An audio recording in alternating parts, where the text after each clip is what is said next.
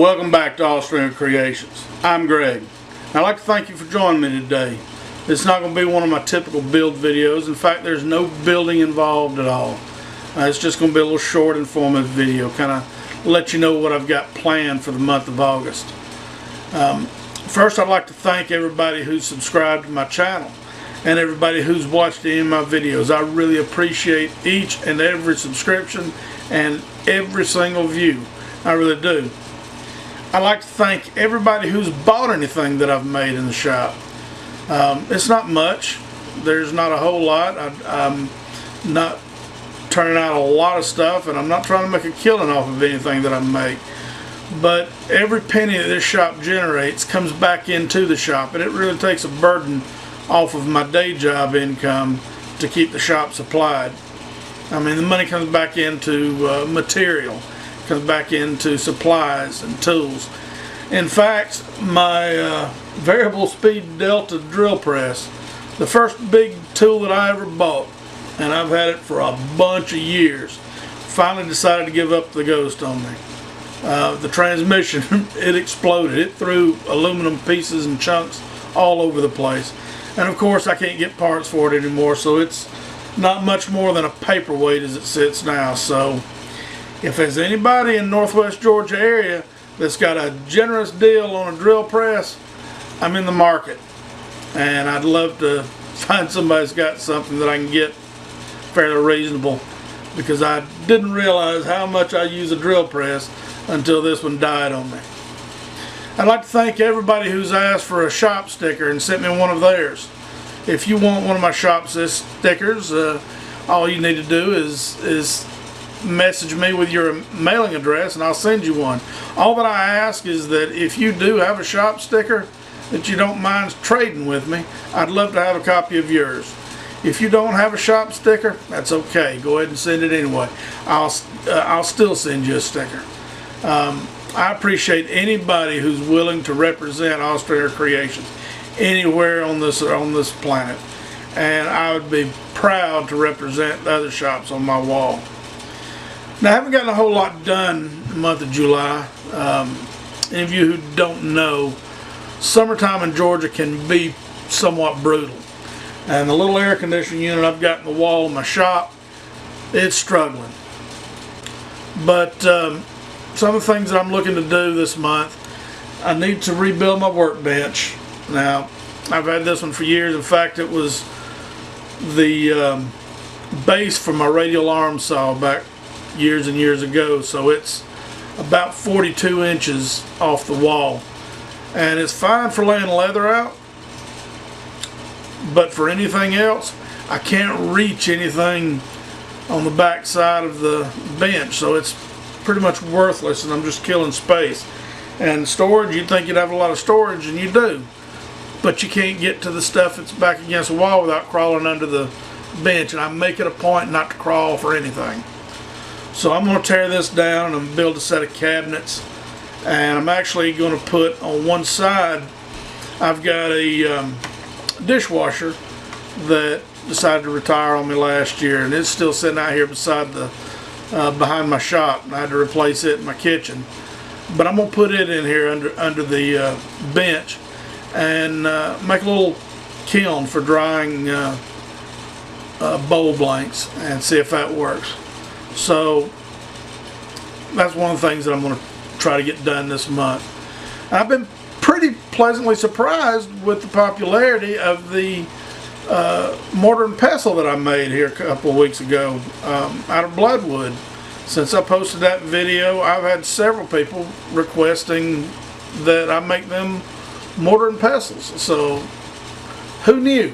Looks like the next couple of weeks I'm going to be turning about a half dozen mortar and pestles, and I'm going to try some different woods and some different designs, so we'll see how that turns out.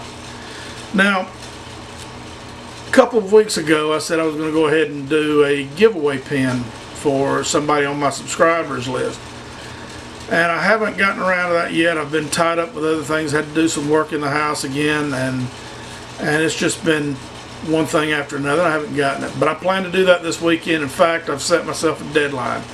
I plan to have a drawing on Tuesday, August 1st. I'm going to draw a name from my subscribers list for a pen that I'm going to turn this weekend.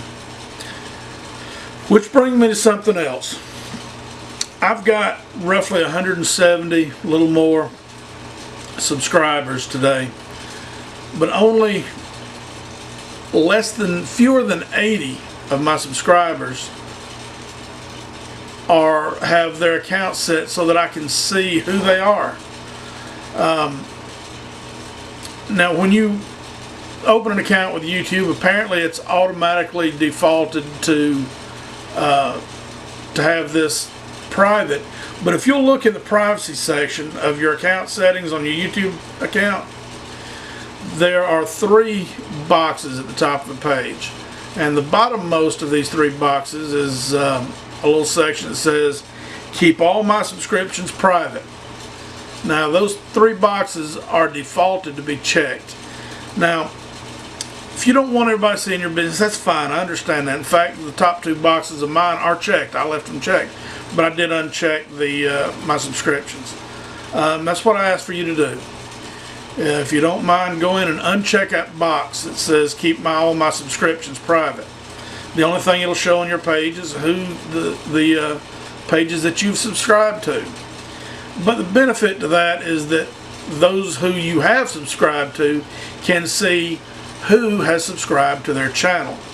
Now that's the only way I have, the only means I have of knowing whose name to put in the drawing for the pen this month. Who knows what the next drawing will be? It could be a bowl, I don't know what it could be. But I do plan on having other drawings. But if your name is not visible to me, then I can't put you in the drawing. So check that out if you don't mind. Make sure that box is unchecked, and that way I can put your name in the drawing. Now this month I also plan to get back to work on my guitar. It's been sitting for several months. If you'll remember back, I laminated the neck up and said that I wanted it to sit for about 6 months or so to acclimate, so that the different woods could do their expanding and contracting and kind of settle into a single unit, because I didn't want to mill it down and then it start twisting once I had it to the final shape. That would pretty much leave me with nothing to do. If it bent more than I could take out with a truss rod adjustment, then the whole piece would have to be scrapped. So I've let it sit, and it's been, what, about 6 or 8 months now, a little bit longer than I anticipated, but all in all it's better this way because it's had more of a chance to acclimate. So I already have my truss rod, and I'm waiting on a shipment, an order from StewMac. I've got some fret wires and a nut ordered. So my hope for this month is to go ahead and get the neck milled, at least get the truss rod installed in the neck and the fretboard on the neck. Whether I get it contoured to the radius or not, I don't know, but I do want to go ahead and get the shape, the back, the belly of the neck, and the head of the neck, the headstock of the neck, cut to the right angles and the right shape. And I would really also like to get the body cut to shape. Now I doubt seriously I'll get any routing done on the electronics passages or any of the relief cuts, belly cuts or whatever, but I'd like to get at least the shape of the body cut. And I'm still trying to decide on the tuners and the bridge that I want to use, and I'm hoping to go with a 7-string, but I'm not sure that I've got my neck wide enough to accommodate that, so it might end up having to be a 6-string. But we'll see when I get into milling the neck. I hope to have 1 or 2 videos posted by the end of the weekend. Like I say, I've got one video is going to be the giveaway pen. I hope to have it up within the next couple of days. And I have a box elder bowl. I don't know if you can see it over there on the lathe. I don't know if it's a focus in on it, but I've got a bowl that I've turned out of box elder, and it's given me fits. I've had some pretty bad tear out. I mean, even with razor sharp tools. I mean, right straight off of the sharpener, and it was still tearing out pretty bad. But we had a craft show in Rockmart, the Homespuns Festival, and I spoke to Stephen Ogle down there, and I'll leave a link to his channel at the bottom here.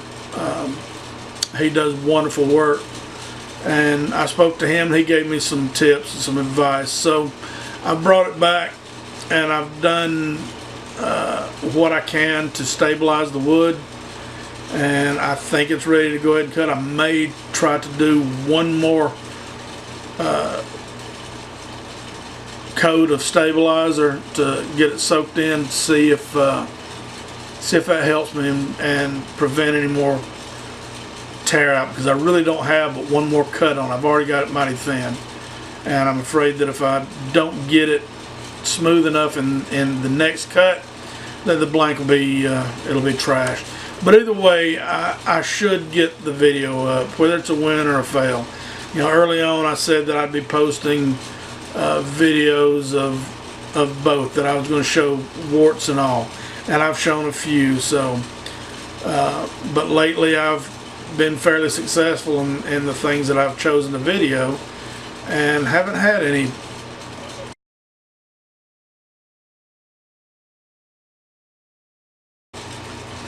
So thank you for watching. I really do appreciate each and every subscription and every single view that I get of my videos. I would love for you to share my channel, tell your friends about it, and have them check me out, because every view and subscription I get helps me out. So come back when you get a chance, and I hope you have a great weekend. Enjoy.